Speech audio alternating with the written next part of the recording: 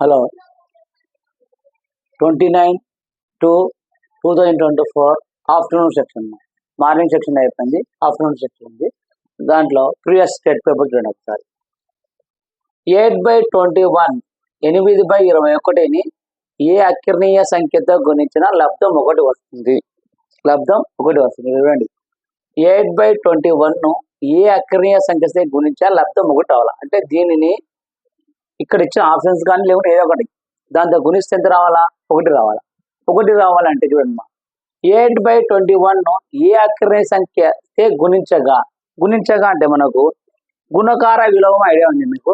గుణకార విలోమం అంటే ఇప్పుడు 2/3 ఉంది అనుకోండి, దీన్ని రాసుకోవచ్చు 3/2 రాసుకోవచ్చు. 2/3 ఉంటే 3/2 రాసుకోవచ్చు.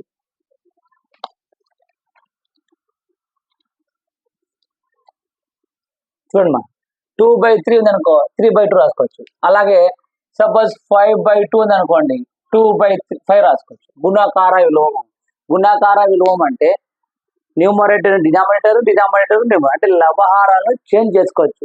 లవహారాలను చేంజ్ చేసుకునే దాన్ని గుణకార విలోమం అంటాం. ఇక్కడ ఏమంటాం అంటే 8/21ను ఏ అకర్ణీయ సంఖ్యచే గుణించగా లబ్ధం 1 వస్తుంది. అంటే ఈ సంఖ్యను వేరే సంఖ్యతో గుణిస్తే లబ్ధం అంటే లాస్ట్ ఆన్సర్ 1 రావాలి. 1 రావాలంటే మనం చూడండి, ఇక్కడ 8/21 ఉంది. దీనికి గుణకార విలోమం రాద్దాం. గుణకార విలోమం అంటే ఏంటి? న్యూమరేటర్ డినామినేటర్ విలోమం అంటే లవం హారం అంటే రివర్స్ రాస్తాం. అంటే 21/8 28 1 21 1 8 1 8 1 అంటే ఎంతమ్మా? 1 వచ్చిందే. అంటే 8/21ను ఏ అకర్ణీయ సంఖ్య గుణించగా లబ్ధం 1 వస్తుంది అంటున్నాడు. అంటే ఏ సంఖ్యతో ఆ సంఖ్య గుణిస్తేనే కదా 1 వచ్చేది.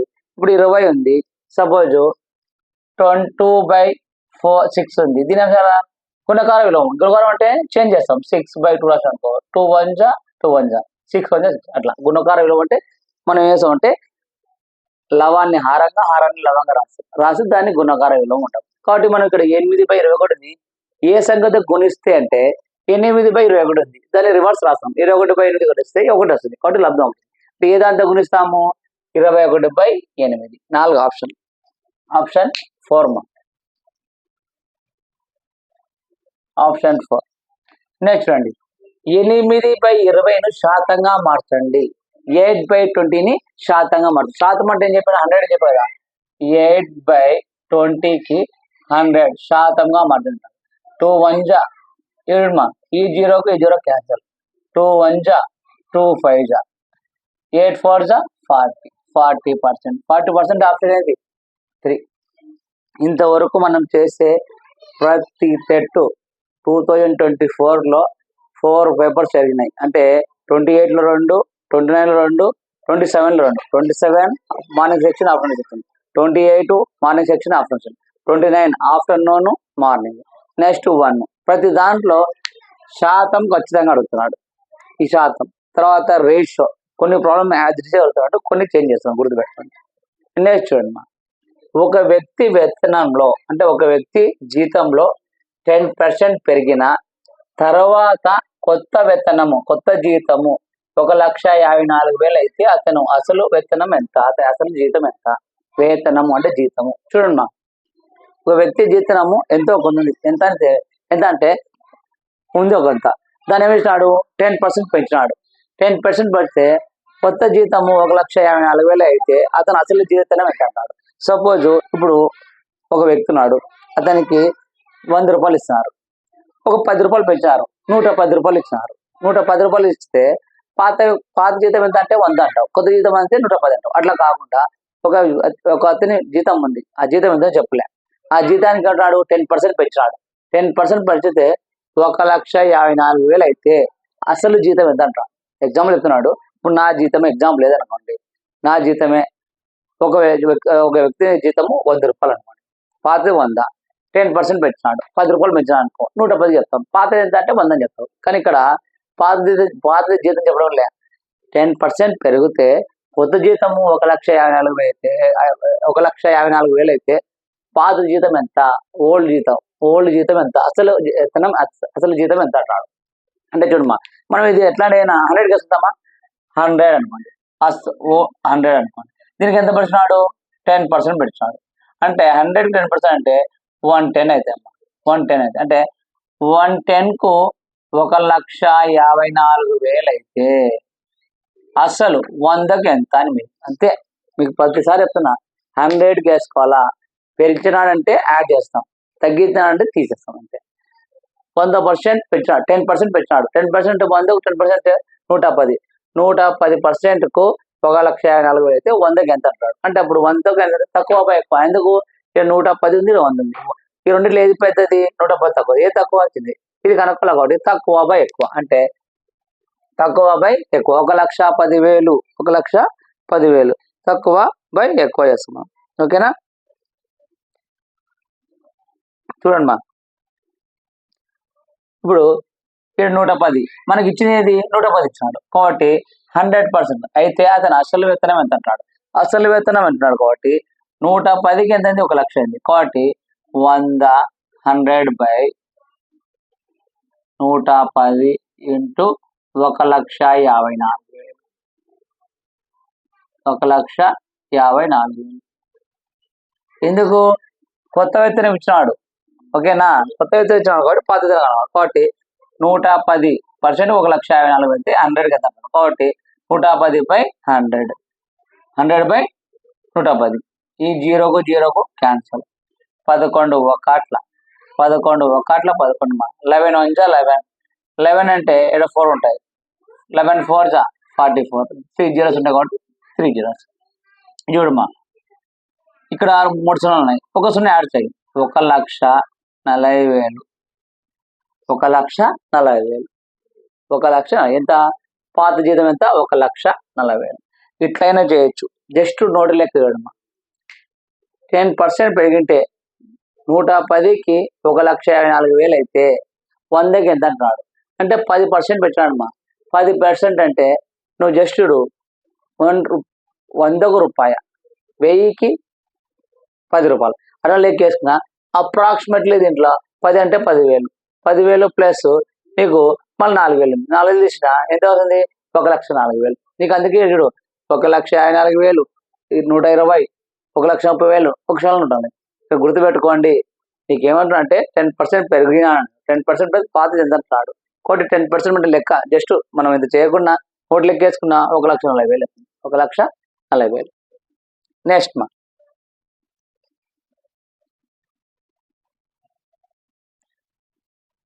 నెక్స్ట్ చూడండి, నెక్స్ట్ ప్రాబ్లం ఏంది? 4/2/5 మైనస్ 2/1/5, 4/2/5 మైనస్ 2/1/5 సూక్ష్మీకరించండి. మిశ్రమ భిన్నం ఇచ్చాడు మా, మిశ్రమం నుంచి దీన్ని చేంజ్ చేస్తే కింద ఆశించాడు. ఇక్కడ మా 4/2/5 మైనస్ 2/1/5. చూడండి ఇక్కడ 4 5 20, 20 ప్లస్ 2 22, 22/5 మైనస్ 5 2 10, 10 1 11/5. ఇక్కడ ఎల్సిఎం ఎంత వస్తుంది? 5, 5/22 మైనస్ 11, 22లో 11 అవుతుందమ్మా, 11/5, 11/5. ఇక్కడ 11/5 అయిందా? లేదు. అంతా నీకు మిశ్రమ భిన్నం ఇచ్చాడు కాబట్టి మిశ్రమ భిన్నం చేద్దాం. అంటే 11/5 అంటే 5తో 11 భాగిద్దాం. 5 2 10, 1 ఉంది, 1 ఉంది. చూడు 2 1/5, 2 1/5, 2 1/5 ఉంది, ఆప్షన్ 2. ఇట్లాంటి ప్రాబ్లమ్స్ మిస్ చేసుకోవద్దమ్మా. చూసినప్పుడు అబ్బా మిశ్రమ భిన్నం ఇచ్చినాడు కనుక్కొని కష్టం అనుకోండి. సింపుల్ అండి. ఫస్ట్ 4తో 5తో మార్చాం, 4 5 20, 20 ప్లస్ 2 22, 22/5, మళ్ళీ 5 2 10, 10 1 11/5. 2 సేమ్ కాబట్టి ఎల్సిఎం 1. 22లో 11 11/5, 11/5 ఉంటే ఆన్సర్ పెట్టేస్తాం. 11/5 లేదు మనకేముంది? మళ్ళీ మిశ్రమ ఇచ్చినాడు కాబట్టి 5తో 4తో భాగిస్తాం. ఇట్లా భాగించినప్పుడు ఒకటే గుర్తుపెట్టుకోండి, ఇది ఫస్ట్ది, ఇది సెకండ్ది, ఇది థర్డ్. ఇట్లా రాండి అమ్మా, ఇట్లా వస్తే గుర్తు చూడండి. ఫస్ట్ 2, తర్వాత సెకండ్ పైన, కింద 2 1/5 అయిపోయింది. నెక్స్ట్ చూడమ్మా, ఇక్కడ ఒక బ్యాట్స్మెన్స్ 8 innings లో చేసిన మొత్తం పరుగుల సంఖ్య 556 అయినా ఒక innings లో అతను చేసిన సగటు అంటాడు. సగటు చూడమ్మా, సగటు. సగటు అంటే ఏంది? రాసుల మొత్తము బై రాసుల సంఖ్య. రాసుల మొత్తం బై రాసుల సంఖ్య. సగటు అంటే ఏంది? రాసుల మొత్తం బై రాసుల సంఖ్య. ఇంతకుముందు అయితే నీకు ఒక దత్తాంశం ఇచ్చి ఆ దత్తాంశం రాసుల సంఖ్య అవన్నీ కనుక్కుంటాడు. ఇక్కడ సింపుల్ గా ఇస్తున్నాడు, మొత్తం వాడి ఇస్తున్నాడు, సగటు కనుక్కుంటాడు. సగటు కనుక్కోవాలంటే ఏం లేదు, సింపుల్ చూడమా, 556 డివైడెడ్ బై ఎన్ని ఇన్నింగ్స్ ఆడినాడు? 8 ఇన్నింగ్స్. కాబట్టి 8 ఇన్నింగ్స్. చూడమా, 8 5 40, అంతే కదా, 8 5 40, 8 6 48 చేసుకుందామ్మా, ఎక్కువనే కదా. చూడమ్మా, 8 6 48, 48. అప్పుడు ఇక్కడ 15 10 పోతే 7 0 6, 8 9 72 4 పాయింట్ ఇచ్చుకోమ్మా. సో అప్పుడు ఏంది, ఇక్కడ పాయింట్ పెట్టుకుంటే 0, 8 5 40 అంటే ఎంత వస్తుంది? 69.5. ఏది? సగటు 69.5 ఉంది. చూడు 69. ఇక్కడ సింపుల్ గా చూడమ్మా, ఇంతకుముందు నీకు డేటా మొత్తం వేసిందే, దత్తాంశం మొత్తం వేసి ఆ దత్తాంశంలో నువ్వు దత్తాంశం కూడి రాసుల మొత్తం బై రాసుల సంఖ్య చేసాడు. ఇప్పుడు ఫస్ట్ సెక్షన్ సెకండ్ సెక్షన్ వేసినాడు. ఇక్కడ సింపుల్ గా ఇచ్చినాడు, ఇంకేమి ఇచ్చినాడు?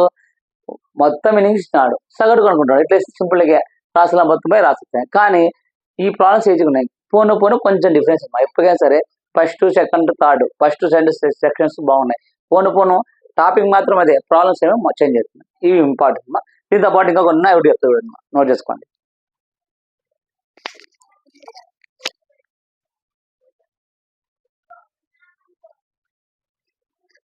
చూడమ్మా, 4 సెంటీమీటర్ల భుజం పొడవు గల చతురస్రం చుట్టుకొలత అంటాడు.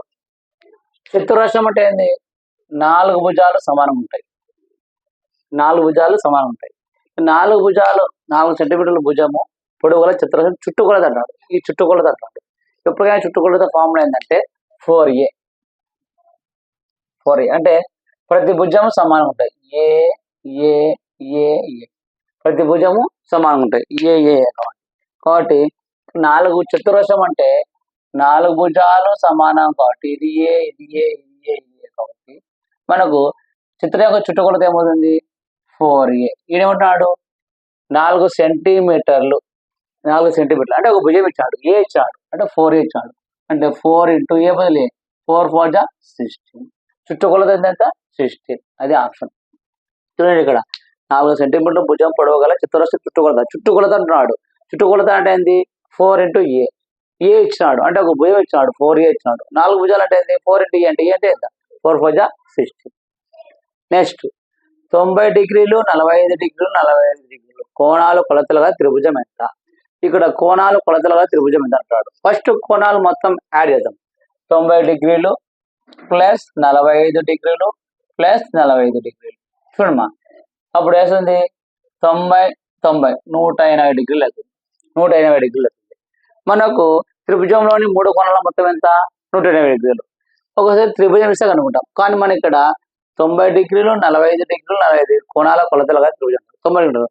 చూడమ్మా, అల్ప కోణము కాదు, అధిక కోణము అధిక కోణ త్రిభుజము కాదు, విషమబాహు త్రిభుజం. విషమబాహు త్రిభుజం అంటే ఏమి? 3 భుజాల్లో ఏ భుజం కూడా సమానంగా ఉండదు, దాన్ని విషమబాహు త్రిభుజం అంటారు. కాబట్టి విషమబాహు త్రిభుజం కూడా కాదు, విషమ త్రిభుజం. అధిక కోణం అంటే 180 డిగ్రీల కన్నా ఎక్కువ ఉండాలి. 180 డిగ్రీల కన్నా ఎక్కువ ఉండే త్రిభుజం ఇది కూడా కాదు. ఓకేనా? అల్పకోణం అంటే 90 డిగ్రీలు కన్నా తక్కువ ఉండాలి. 90 డిగ్రీలు అంటే 90 డిగ్రీలు ఆడించాడు, ఇది కాదు. ఒకటే చూడండి, ఇక్కడ ఇచ్చిన దాంట్లో మనము డిగ్రీని బట్టి ఆప్షన్ చెప్పుకోవచ్చు. 90 డిగ్రీలు 45 డిగ్రీలు 45 మొత్తం ఎంత? 180 డిగ్రీలు. 180 డిగ్రీలు అంటే సరళ కోణం అని చెప్పొచ్చు. కానీ 90 డిగ్రీలు అంటున్నాడు కాబట్టి అదే కోణం అంటే 90 కన్నా ఎక్కువ ఉంటాయి. కానీ ఇది కాదు. విషమబాహు త్రిభుజం అంటే 3 భుజాలు ఏ భుజం సమానం. అసలు లంబకోణం అంటే ఏంటంటే ఇట్లుంటుంది, ఇది లంబకోణం. ఇక్కడ ఖచ్చితంగా 90 డిగ్రీస్ ఉంటుంది. కాబట్టి ఇది 45 ఇది 90. కాబట్టి ఏమవుతుంది? లంబకోణ త్రిభుజం. ఎంత అవుతుంది? లంబకోణ త్రిభుజం. లంబకోణ త్రిభుజంలో కొద్దిగా చూడండి, 90 డిగ్రీలు 45 కన్ఫ్యూజ్ చేయడానికి ఇస్తున్నాడు, కానీ లంబకోణ త్రిభుజం. నెక్స్ట్ పెన్సిల్ 3D ఆకారం రాయండి అంటే పెన్సిల్ 3D ఆకారం ఉంటాడు. ఇప్పుడు పెన్సిల్ అంటే ఇదే పెన్సిల్ అనుకోండి. ఇదే పెన్సిల్ ఉన్నప్పుడు ఈ పెన్సిల్ చూడండి, ఇప్పుడు ఇక్కడ ఏమిస్తున్నాడు? దీర్ఘనము, గోళము, పిరమిడ్, స్తూపం ఇస్తున్నాడు. ఇదే పెన్సిల్ అనుకోండి. ఇక్కడ సపోజ్ ఇక్కడ నీడ పడాలి లేదు, కానీ ఇలా నీడ పడింది అనుకో, మనకు ఎలా ఉంటాయంటే, సపోజ్ ఇది ఎలా ఉంది, మన లైట్ ఉంది, లైట్ కరెంట్ బయట మనకు బయట లైట్ ఉంటాయి, కరెంట్ వీధి దీపాలు ఉంటాయి. ఆ వీధాలు ఉంటాయి. స్తూపం మెథడ్ ఉంటాయి. కాబట్టి పెన్సిల్ యొక్క 3D అంటే పెన్సిల్ యొక్క ఈ 3D ఆకారం ఎట్లా ఉంటాయంటే స్తూపాకారం ఉంటాయి. స్తూపాకారము, పిరమిడ్ కాదు, గోళము కాదు. ఎందుకంటే పెన్సిల్ అంటున్నాడు, పెన్సిల్ ఎప్పటికైనా గోళం ఎట్లుంటాయి, గోళం రౌండ్గా ఉంటుంది, గోళం కాదు. తర్వాత దీర్ఘగణం అంటాడు, దీర్ఘగణం అంటే అదే కాదు, దీర్ఘగణం అంటే ఎట్లుంటాయి, ఇట్లుంటాయి. ఇది దీర్ఘగణం. సర్కిల్ అంటున్నాడు, గోళం అంటాడు, గోళము కాదు, దీర్ఘగణం. పిరమిడ్, పిరమిడ్ అంటే ఆల్రెడీ ఇంతకుముందు చెప్పాం మనం. పిరమిడ్ ఎట్లుంటాయి,